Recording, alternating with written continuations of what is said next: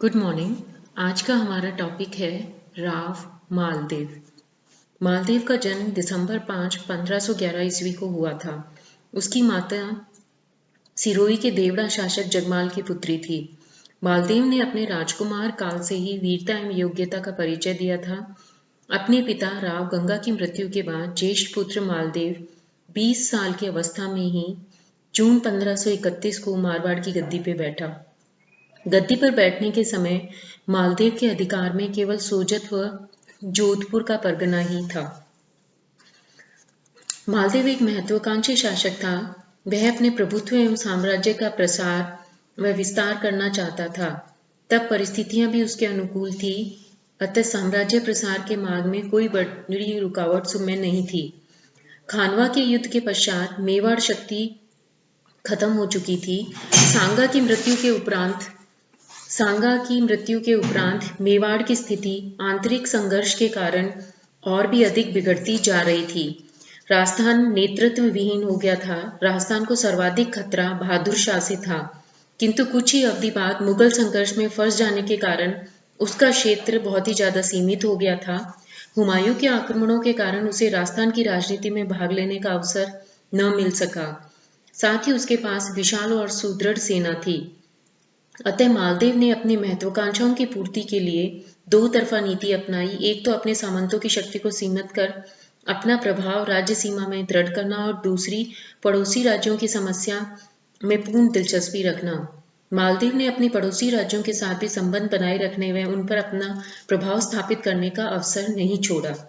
गुजरात के शासक बहादुर शाह के चित्तौड़ आक्रमण के समय मालदेव ने वहां के शासक राणा विक्रमादित्य को सैनिक सहायता दी थी,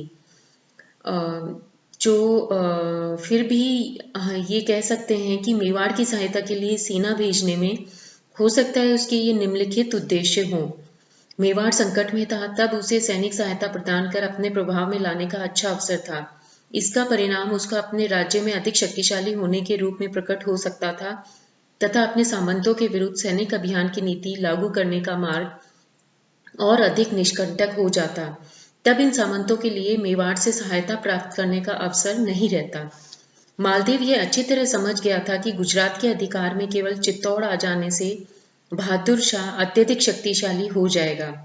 वह केवल मालदेव की प्रसार नीति में ही बाधक नहीं होगा, अपितु उसके स्वयं के राज्य के अस्तित्व के लिए एक बड़ी चुनौती बन जाएगा।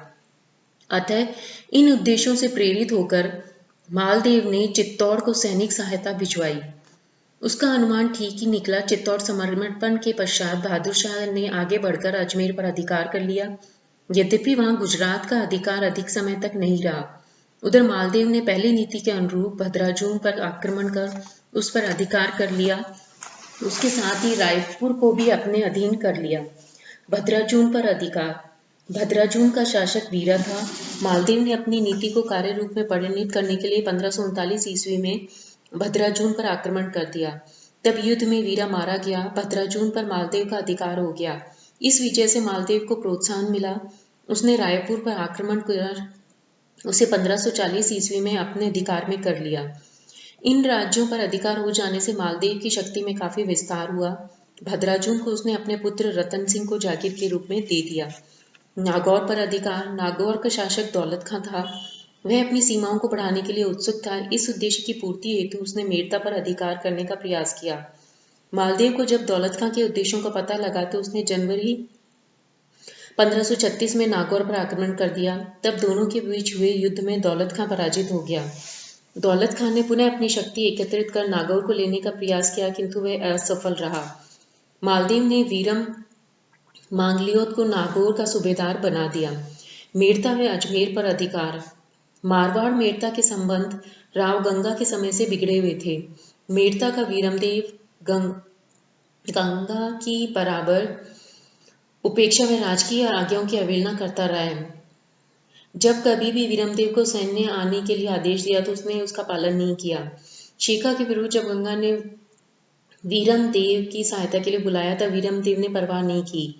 इस बीच वीरमदेव ने अजमेर पर अधिकार कर लिया, जिससे कटुता बढ़ गई। अतः मालदेव ने वीरमदेव पर आक्रमण कर मेड़ता को अपने अधिकार में कर लिया।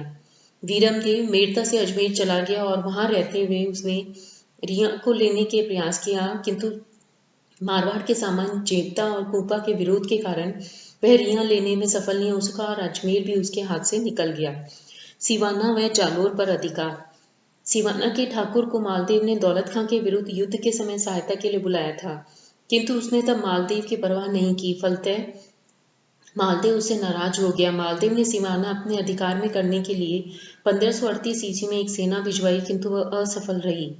सेना की विफलता का समाचार जानकर स्वयं मालदेव ने सिवाना पहुंचकर किले की घेराबंदी कर ली। सिवाना का शासक रसद की कमी पड़ जाने के कारण किला छोड़कर भाग गया। मालदेव ने सिवाना पर अपना अधिकार जमा लिया।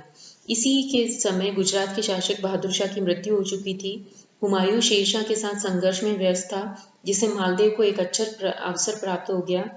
उसने जालौर पर आक्रमण कर उसे अपने अधिकार में ले लिया। बीकानेर पर अधिकार। साम्राज्य विस्तार के लिए मालदेव ने 1541 ईस्वी में बीकानेर नरेश जैतसी के विरुद्ध एक सेना भेजकर युद्ध का सूत्रपात किया, जिसमें जैतसी अपने कुछ सैनिक साथियों सहित मारा गया। तब मालदेव की सेना ने बीकानेर गढ़ विजय कर लिया और आधे बीकानेर राज्य को अपने अधीन करने के पश्चात अपने सेनाध्यक्ष व प्रमुख सामंत कूपा को वहां का प्रबंध सौंप दिया गया था।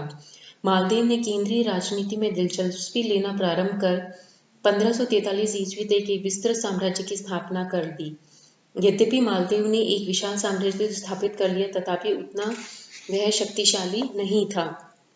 मालदेव तथा हुमायूं में संबंध। राजस्थान की राजनीति में जब मालदेव अपना प्रभाव स्थापित कर रहा था, तब भारतीय राजनीति में भी परिवर्तन हो रहा था। मुगल बादशाह हुमायूं की अदूरदर्शितापूर्ण नीतियों ने उसे संकट में डाल दिया था। शेरखान नाम के एक अफगान सरदार ने तब धीरे धीरे दूरदर्शिता से अपनी शक्ति को बहुत बढ़ा लिया। फिर भी हुमायूं ने उसकी परवाह नहीं की और शेरशाह ने मई 1540 को कन्नौज के युद्ध में उसे हराकर भारत की राजनीति को अपने नियंत्रण में कर ली थी। इस प्रकार हुमायूं को कई कठिनाइयों का सामना करना पड़ा और अंततः विवश होकर वह सिंध की तरफ चला गया। मालदेव ने हुमायूं को मारवाड़ आने का निमंत्रण दिया, जिसके पीछे उसके राजनीतिक स्वार्थ थे। शेरशाह की निरंतर बढ़ती हुई शक्ति से मालदेव भयभीत था और उसे पराजित अन्य राजपूतों के साथ साथ कई राठौड़ सरदार भी शेरशाह के दरबार में पहुंच चुके थे। अतः मालदेव का भय और अधिक बढ़ गया था। हुमायूं का मारवाड़ आगमन। मालदेव की सहायता हुमायूं के लिए एक अच्छा अवसर प्रदान कर सकती थी, किंतु हुमायूं ने इस प्रस्ताव के प्रति प्रारंभ में उपेक्षा दिखाई। वह आशा कर रहा था कि ठट्टा के शासक शाह हुसैन की सहायता प्राप्त कर गुजरात को अपने अधिकार में कर लेगा, किंतु हुमायूं की आशा निराशा में बदल गई जब शाह हुसैन ने उसे सहायता करने में असमर्थता जताई। इस बीच वह 7 महीने तक व्यर्थ में अपनी शक्ति शैबानी के घेरे में कमजोर करता रहा। यहाँ भी असफल होकर वह बक्कर से सहायता पाने की आशा में वहां गया, किंतु बक्कर के द्वार भी उसके लिए बंद हो चुके थे। उसके मित्र राज्य भी उससे शत्रुता का व्यवहार करने लगे। तब हुमायूं को मालदेव का प्रस्ताव याद आया।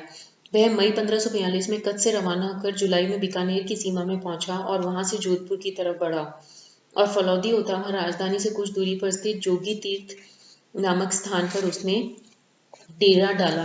निजामुद्दीन के कथानुसार मालदेव ने हुमायूं को शेरशाह के आक्रमण की आशंका से धोखा दिया।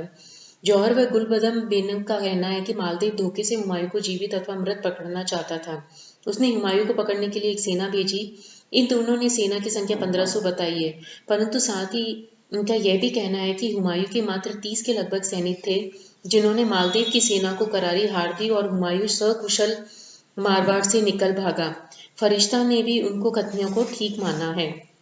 मालदेव द्वारा हुमायूं को सहायता न देना यद्यपि विश्वासघात तो नहीं कहा जा सकता, तथापि उसका यह कदम न तो राजपूत परंपरा की दृष्टि से और न ही राज्य हित के लिए उचित था। इतना दूरदर्शी तो होना चाहिए कि हुमायूं को सहायता दे या न दे, शेरशाह का मारवाड़ पर आक्रमण तो अवश्य ही होना था। अतः उसका यह अनुमान एकदम गलत था कि हुमायूं को सहायता न देने से अपने राज्य को इस विपत्ति से बचा लिया जाएगा। शेरशाह मालदेव जैसे शक्तिशाली पड़ोसी को कभी भी सहन नहीं कर सकता था। मालदेव और शहंशाह। मालदेव ने हुमायूं को सहायता न दी, लेकिन इसके बाद भी मारवाड़ शेरशाह के आक्रमण से नहीं बच सका। रायसीन विजय के पश्चात शेरशाह ने मारवाड़ पर निम्नलिखित आक्रमणों के कारण जो आक्रमण किया। पहला है धार्मिक कारण। अब्बास खान शेरवानी के अनुसार रायसीन विजय करने के पश्चात शेरशाह के परामर्शदाताओं ने उसे दक्षिण विजय का सुझाव दिया। यद्यपि शेरशाह ने सुझाव का स्वागत किया, परंतु उसने पहले उत्तरी भारत पर अपना ध्यान केंद्रित करना आवश्यक समझा। उत्तरी भारत में अनेक ऐसे विधर्मी शासक हैं जिन्होंने राजनीतिक व्यवस्था का लाभ उठाकर मुस्लिम राज्यों को समाप्त कर दिया है। शेरशाह के अनुसार ऐसे शासकों में सबसे महत्वपूर्ण मालदेव था। अतः शेरशाह ने धार्मिक कारणों से प्रेरित होकर मारवाड़ पर आक्रमण कर उस राज्य को नष्ट करना चाहा। हुमायूं को निमंत्रण देना। कानूनगों के अनुसार मालदेव ने हुमायूं को शेरशाह के द्वारा प्रेषित संदेश के अनुसार जीवित अथवा मृत नहीं पकड़ा, जिससे क्रोधित होकर शेरशाह ने मालदेव पर आक्रमण किया। किंतु डॉक्टर ईश्वरी प्रसाद को हुमायूं को सहायता देने संबंधी कार्यों में शेरशाह के आक्रमण का कारण उपयुक्त प्रतीत नहीं होता है। राजस्थान की राजनीति। दोनों के बीच तनाव की स्थिति करने वाला एक अन्य कारण वीरमदेव भी था। वीरमदेव मालदेव से हारने के बाद शेरशाह के खेमे में चला गया, जहां उसने अपना मेड़ता का राज्य पुनः प्राप्त करने एवं मालदेव का दमन करने हेतु शेरशाह को उत्तेजित कर सहायता चाहिए। बीकानेर के शासक ने मालदेव के विरुद्ध सहायता चाहिए, इसलिए शेरशाह ने उस पर आक्रमण किया। ओझा का मत है कि युद्ध के दो कारण हैं, एक तो अपने राज्य के विस्तार के लिए तथा दूसरा शत्रुतापूर्ण कार्य पर दंड देने के लिए, साम्राज्य विस्तार। वास्तव में शेरशाह का मालदेव पर आक्रमण राजनीतिक कारणों के फलस्वरूप हुआ था। केंद्रीय शक्ति को छोड़कर मालदेव की संपूर्ण शक्ति संपूर्ण भारतवर्ष में तब बढ़ी चढ़ी थी। मारवाड़ राज्य की सीमाएं दिल्ली से लगी हुई थी। इस तरह मालदेव की शक्ति, राज्य विस्तार एवं दिल्ली छूती उसकी राज्य की सीमाएं शेरशाह को वो ठीक नहीं लग रहा था। वह नहीं चाहता था कि मालदेव जैसा शक्तिशाली शासक उसके पड़ोस में रहे तथा दिल्ली साम्राज्य के लिए सदैव एक खतरा बना रहे। इसी बीच बीकानेर में मेड़ता के शासकों ने सहायता प्राप्त करने के लिए उसकी प्रार्थना की, उसके उद्देश्य में सहायक रही। सुमेल का युद्ध। शेरशाह ने मालदेव पर आक्रमण करने का निश्चय तो कर लिया, किंतु उसने अपनी योजना गुप्त ही रखी। वह अचानक ही मालदेव पर आक्रमण कर उसे संभलने का अवसर भी नहीं देना चाहता था। इसलिए वह काफी समय तक शिकार के बहाने दिल्ली व आगरा के बीच घूमता रहा, जिससे वह आक्रमण के लिए उचित मार्ग का भी चयन कर सके। मारवाड़ ने भी शेरशाह की गतिविधियों को देख अपनी सेना संगठित करना प्रारंभ कर दिया। सर्वप्रथम वह गुजरात पहुंचा, किंतु जल्दी अपना विचार त्याग कर पुनः लौट आया। जेतार और पिपाड़ में उसने अपनी सेनाओं का गठन किया। नागौर और मेड़ता की सेनाएं भी उसकी सहायता के लिए पहुंच गई। शेरशाह ने अपना पड़ाव सुमेल में डाला और मालदेव ने सुमेल से कुछ दूरी पर गिरी नामक स्थान पर पड़ाव लगाया। दोनों की सेनाएं काफी समय तक एक दूसरे के सामने रही। अंत में शेरशाह विजयी हुआ। सुमेल के युद्ध का महत्व। यद्यपि शेरशाह युद्ध में जीत गया, किंतु यह युद्ध उसके जीवन व साम्राज्य के लिए खतरा बन गया। वह कभी सोच भी नहीं सकता था कि राजपूत सैनिक इस ढंग से युद्ध कर सकते हैं। युद्ध के बाद उसने मुख से ही कहा था कि एक मुट्ठी भर बाजरे के लिए मैं हिंदुस्तान की बादशाहत खो देता। अब्बास खां शेरवानी के अनुसार जब मालदेव को राठौड़ सैनिकों की वीरता व बलिदान के बारे में पता चला तो वह बहुत ज्यादा दुखी हुआ, क्योंकि उसके हाथ से एक बहुमूल्य समय निकल गया था। सुमेल का युद्ध भारतीय इतिहास में महत्वपूर्ण युद्धों में एक विशेष स्थान रखता है। कानूनगों के अनुसार यह युद्ध मारवाड़ के भाग्य के लिए निर्णायक सिद्ध हुआ। मालदेव ने महत्वपूर्ण सामंत इस युद्ध में मारे गए। शेरशाह को भी इसमें सिवाय आत्मसंतोष के और कुछ भी नहीं मिला। सुमेल विजय के बाद शेरशाह ने अपनी सेना की एक टुकड़ी जोधपुर पर अधिकार करने के लिए ख्वास खां व ईसा खां नियाजी के नेतृत्व में भेजी। उधर अजमेर सरलता से शेरशाह के अधिकार में आ गया। वहां से अपनी सेना की सहायता के लिए जोधपुर की तरफ बढ़ा। मालदेव युद्ध के लिए तैयार था, किंतु जब शेरशाह के आगमन का समाचार उसने सुना तो वह अपनी हार निश्चित जानकर जोधपुर छोड़ सिरवाना की तरफ चला गया। किले में उपस्थित सैनिकों ने शेरशाह की सेना का डटकर मुकाबला किया, किंतु बहुत ही कम संख्या में होने के कारण उनकी हार हो गई। सभी राठौड़ सैनिक इस युद्ध में मारे गए। इस तरह 1544 ईस्वी में जोधपुर के किला भी शेरशाह के अधिकार में आ गया।